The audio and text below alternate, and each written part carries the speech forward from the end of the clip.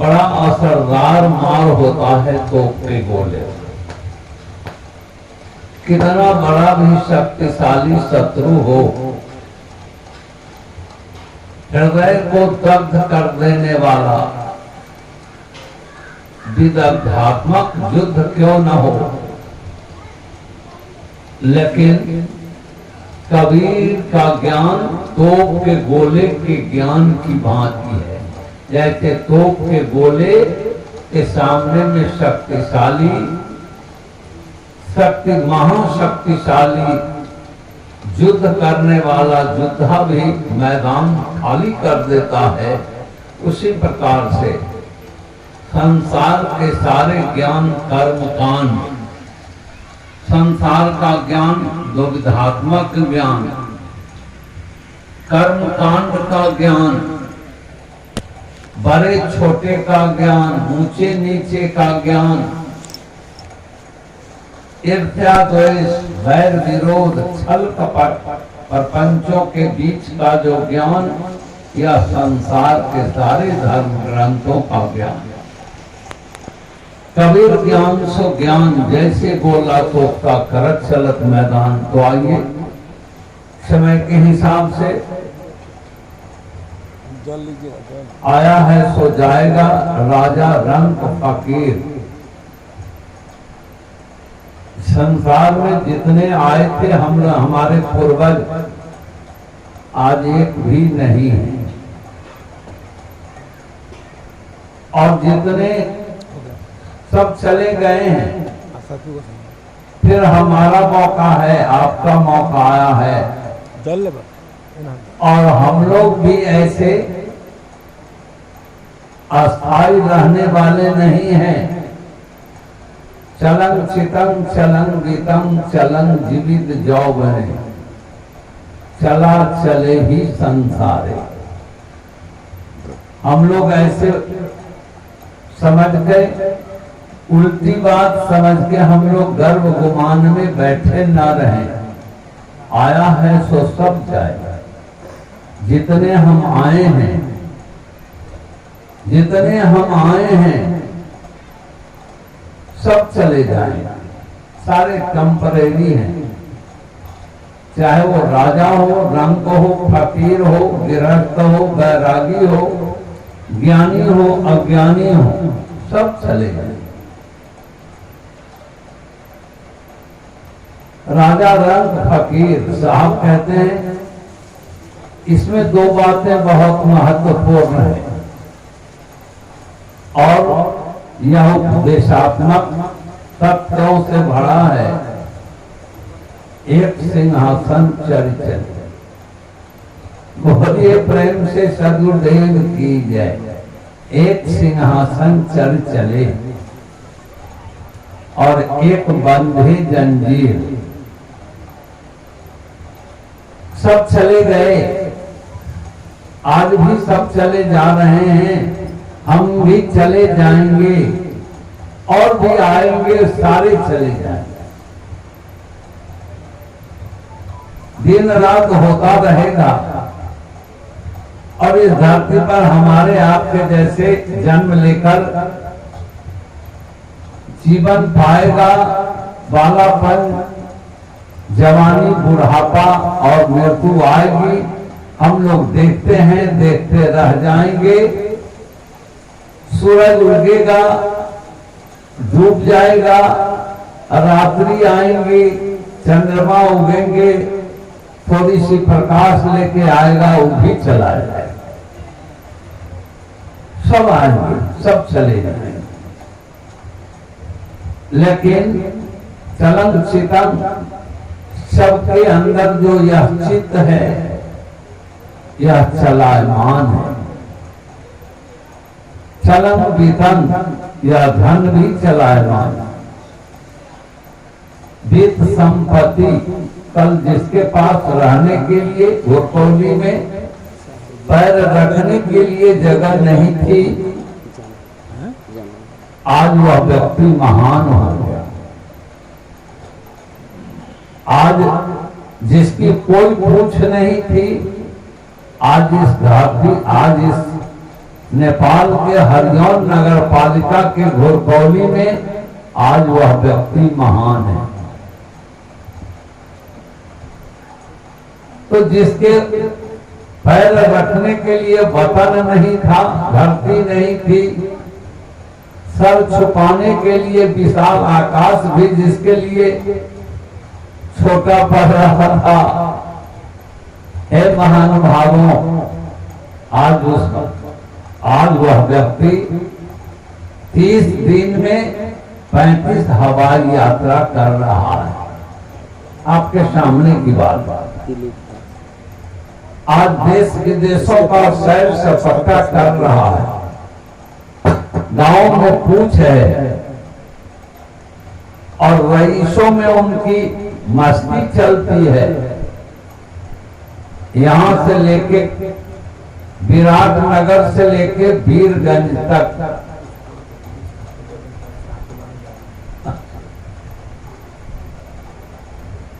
लेकिन साहब कहते हैं एक सिंहासन चाहिए।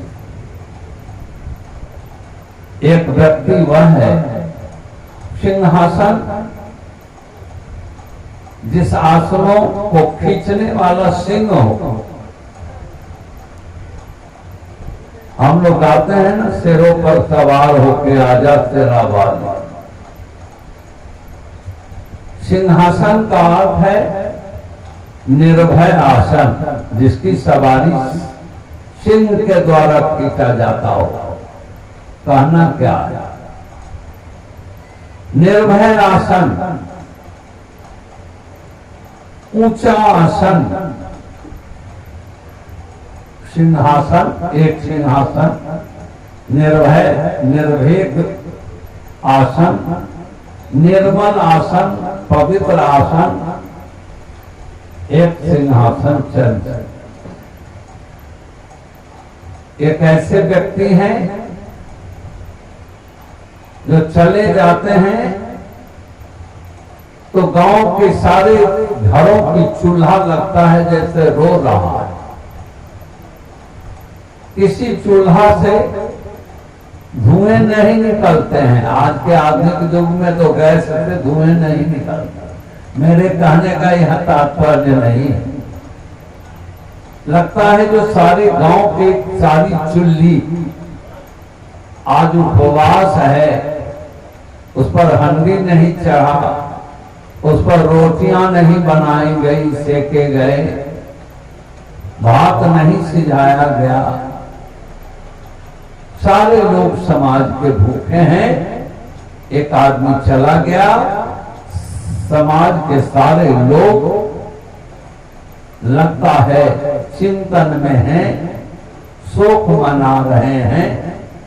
व्यक्ति तो एक गया, किसी परिवार का गया, एक माता पिता का ओद्र सुना हुआ, बोझ सुना हुआ नहीं, लगता है जो पूरे गांव समाज का बोझ सुना हुआ।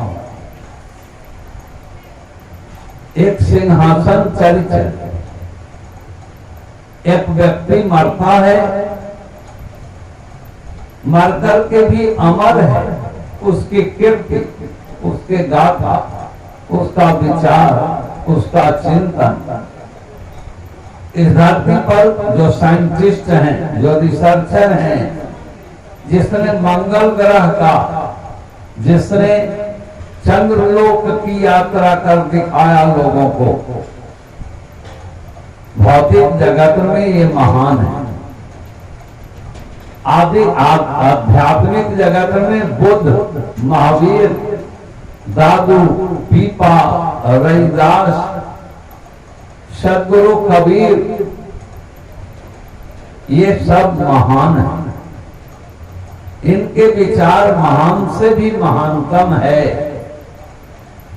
सब आए और आज हमारे सामने में शरीर से कोई नहीं है, न दादू है, न पीपा है, न रविदास है, न बुद्ध है, न महावीर है, न रविदास है, न घना है, न धर्मदास है, न ही सदगुरु कबीर। सब चले गए लेकिन एक सिंहासन चल।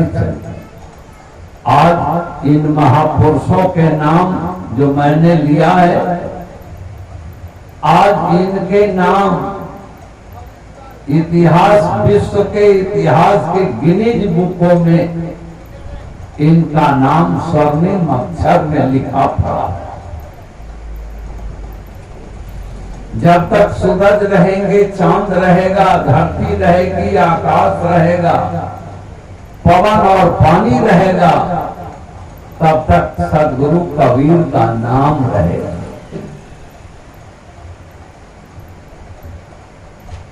जैसे आकाश के सितारे युग युगांतरों से, आकाश के सितारे चांद सूरज युग युगांतरों से उदय अस्त होते आ रहे हैं, लेकिन इनकी चमकाहट, इनकी चमक को धूल बिगाड़ नहीं सकता। कोई आवरण खड़ा कर उसे लुप्त नहीं किया जा सकता। उसी प्रकार से सद्गुरु कबीर के विचार ये कभी धूमिल नहीं हो सकते। इनके विचार इतने उत्तम, इनके विचार इतनी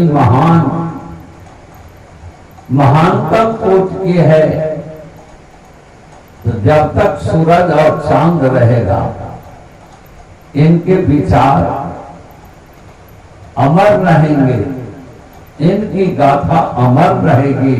आया है सो सब चला जाएगा। राजा रंग फकीर इस शरीर को कोई इस धरती पर अवस्थित नहीं रख सका। धरती के रखने में संसार के एक से एक वीर भूप चाह के भी इस शरीर को अवस्थित नहीं, अस्थायित्व तो नहीं दे सका। लेकिन सद्गुरु कबीर के विचार अगर हमें हमारी जिंदगी में मिलता रहे तो लगता है कि कबीर खड़े होकर हमें मार्गदर्शन करा रहे हैं। कबीर खड़े होकर हमें हर पल इशारा कर रहे हैं। एक सिंहासन चल। आज हम सबों के लिए ऑफर है। केवल हमारे इन महान भावों की जो मां है ये नहीं चली गई, ये महेश्वर साहब, सिंहेश्वर साहब की मां ही नहीं चली गई। बहुत सारे चले गए, धरती के एक से एक राजा और रानी चली गई। आप लोग, हम लोग भूल नहीं पाए हैं। एक से एक राजा और रानी, पानी के बुलबुले बत बिलानी, पानी के बुलबुले बत बिलानी। एक से एक राजा। अपने इस नेपाल राष्ट्र में पता नहीं राजा की कुर्सी एक, लेकिन एक कुर्सियों को सींचने वाला, देश को सुरक्षित रखने वाला, एक से एक कीर्तिमान स्थापित करने वाला राजा और विश्व सुंदरियां उनकी रानी। एक से एक राजा और रानी पानी के बुलबुले बन बिलानी, पानी के बुलबुले बन। अर्थ समझना होगा, जैसे सावन भादों के जल बरसन में बुलबुले पानी का उठते हैं, जल बूंद के सहारे बुलबुले बनते हैं असंख्य, और जल बूंद के सहारे बुलबुले मिला जाते हैं।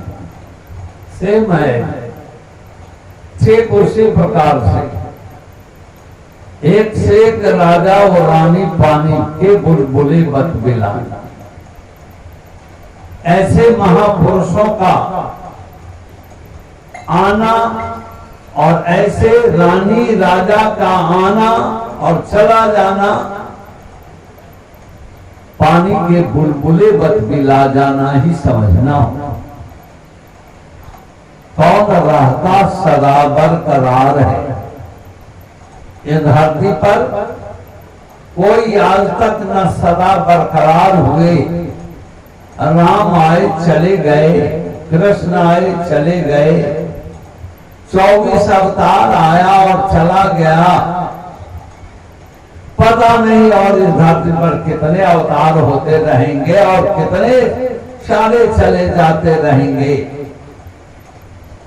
पानी के बुलबुले बत मिलानी, कौन रहता सदा बरकरार है। हमें सोचना है, हमें विचारना है। इस धरती पर कोई बरकरार वर्चस्व वाला, चाहे कितना ही वर्चस्व वाला हो, लेकिन इस धरती पर कोई बरकरार रहने वाला नहीं है। रैन सपना बना संसार है। या दिन रात आता है और जाता है। हमारी जिंदगी भी हर पल आती और जाती है। तरंग सितम चलंग तंग चलंग जीवित जौबने, यह जीवन भी चलायमान है। माँ के ओद्र में रहने वाला माँ का बदन फाड़कर प्रकट होता है और माँ का स्तनपान कर बालापन गुजारता है, जवानी आती है, बुढ़ापा आता है और फिर चला जाना पड़ता है। कौन रहता सदा बरकरार है। रैन सपना बना संसार है। यह संसार सपनों जैसा है। यह संसार सपनों जैसा है, लेकिन दुर्भाग्य है। बुद्ध आए और उन्होंने देखा संसार के रंग को,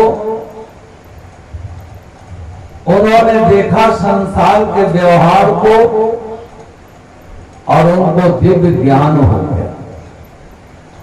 उनकी दिव्य दृष्टि खुली और उन्होंने समझा और समझा के चले गए। लेकिन आज हम लोग कितने दुर्भाग्य, हम लोगों के सर पर कितना बड़ा दुर्भाग्य है। हमें भी चला जाना होगा। यह बात हम अभी तक समझ नहीं पाए। किसी ने मुर्दों को देखकर ज्ञान हो गया, बुद्ध को मुर्दों को देखकर ज्ञान हो गया, श्मशान में जाके ज्ञान हो गया। लेकिन आज हम लोगों के सामने में श्मशान में जाते आते देख के भी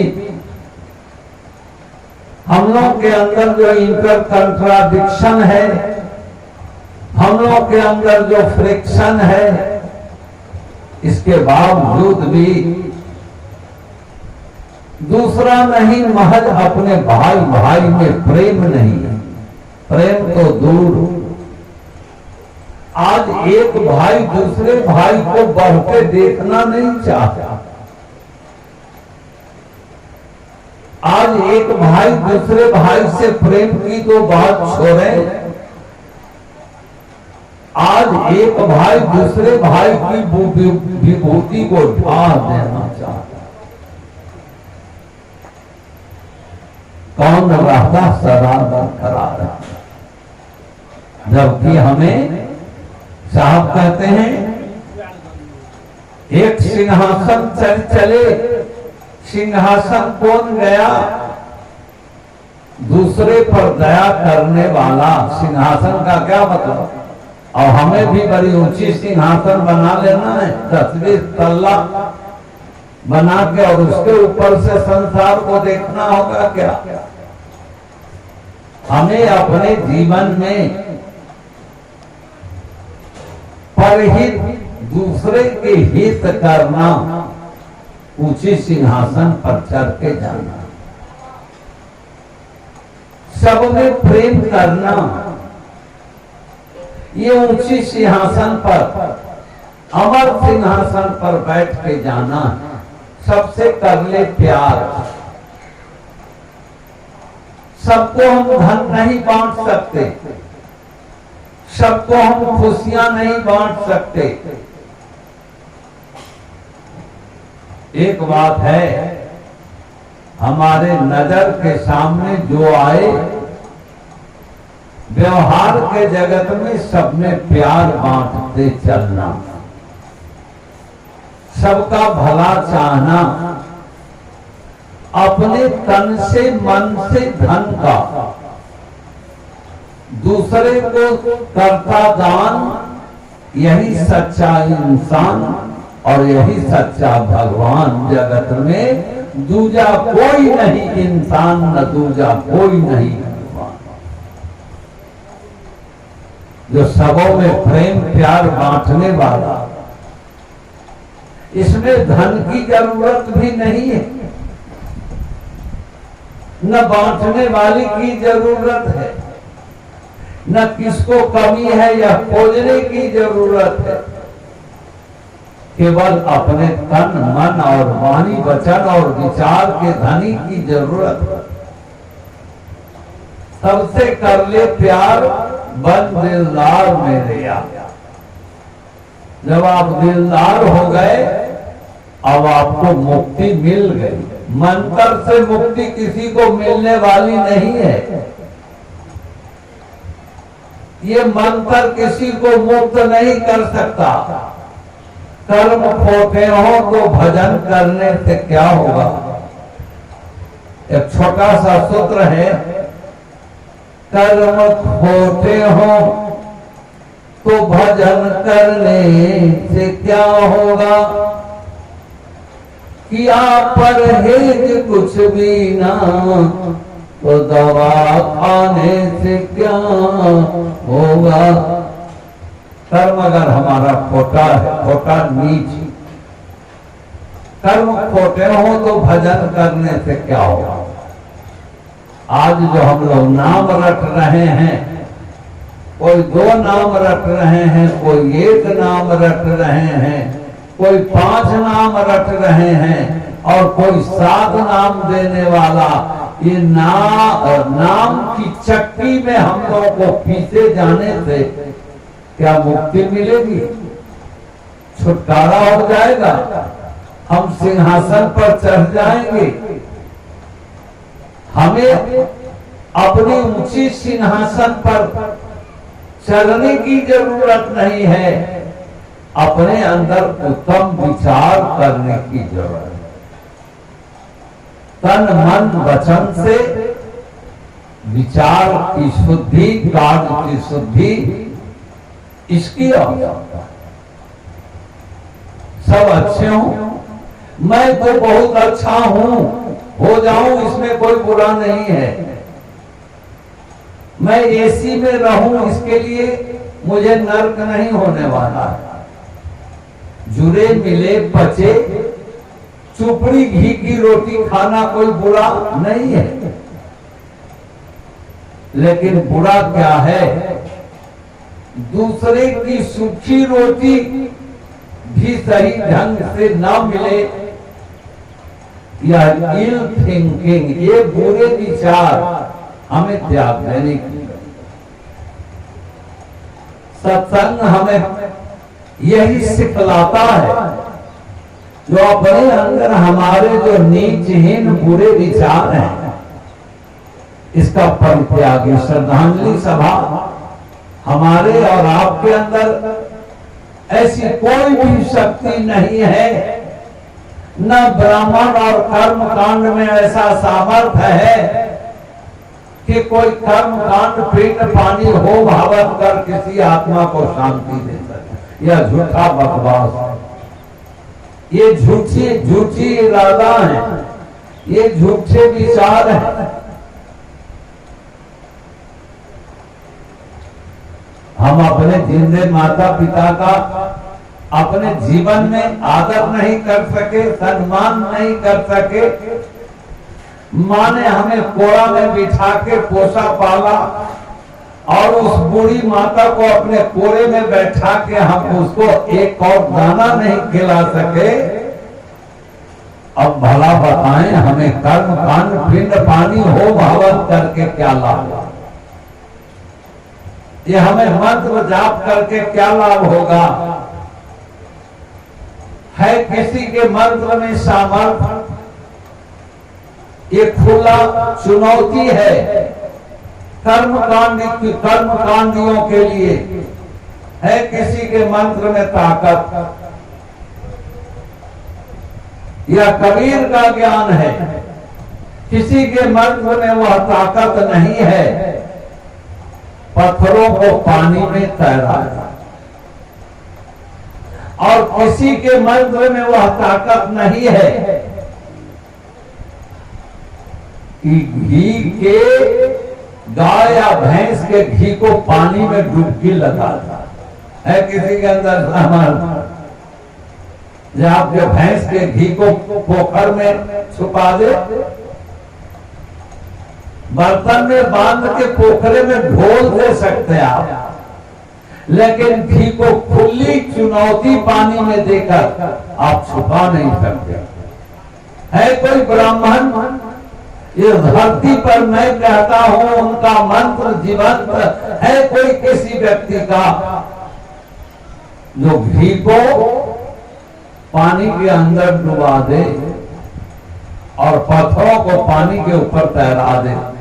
अगर ऐसे कोई मंत्र हैं, ऐसा कोई पंडित है, ऐसा कोई ज्ञानी है, तो निश्चित ही सत्संग के लिए, निश्चय ही सत्संग के लिए 3 दिनों के अंदर सुबह होने निमंत्रण है। कहीं किसी भी मंत्र में, तंत्र में, जंत्र में यह ताकत नहीं है जो घी को पानी में डुबा दे और पत्थरों को पानी के ऊपर तैरा दे। फिर उस आत्मा को मंत्र के द्वारा, उस आत्मा को हो भवन के द्वारा शांति कैसे जलेगी? वस्तु रौली मौली चंदन धूप अगरबत्ती पान फूल मेवा मिष्ठान तिल जौ घी, जलेगी वस्तु, उत्पन्न होंगे विकार कार्बन डाइऑक्साइड और इंसान की आत्मा को मुक्ति। संबंध क्या है? इस होम हवन से आत्मा की मुक्ति का संबंध कहां है? यह सब जाली दस्तावेज है। ये कबीर के तोप का गोला है जिसके सामने में कर्म कांड तुच्छ है। ये होम हवन पिंड पानी बिल्कुल नासमझी है, अज्ञान है। मानव के जीवन में उसकी मुक्ति उसके ज्ञान से होने वाला है, मोक्ष से ज्ञान से होने वाला है। रामचरितमानस में आया है, जो न करे भवसागर नर समाज अस्पाई, शोकित निंदक मंदमति आत्म हन गति जान। ऐसा सुंदर, हे महान भावों, हे महाशयों, हे प्यारी आत्मा, रामचरितमानस में हमारे हृदय सुत राम बोला। प्यारे भक्त शिरोमणि तुलसीदास जी ने रामचरितमानस में लिख दिया, जो न करे भवसागर नर समाज अस्पाय। मानव की सुंदर तन चोला पाके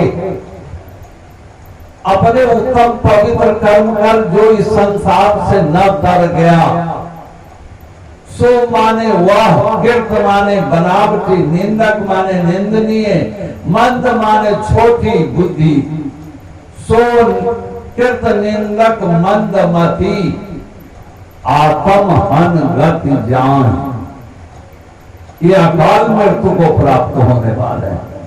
जो जीते जिंदगी, कबीर साहब कहते हैं सेम एज, कबीर साहब की भांति संत शिरोमणि तुलसीदास जी ने कहा, और कबीर साहब ने कहा संतो जीवत ही करू आशा, जीवत समझू जीवत बूझू, अजीवत हो भ्रम नाशा, अजीवत मुक्ति ना मिला तो मुए कहा मुक्त निवासा।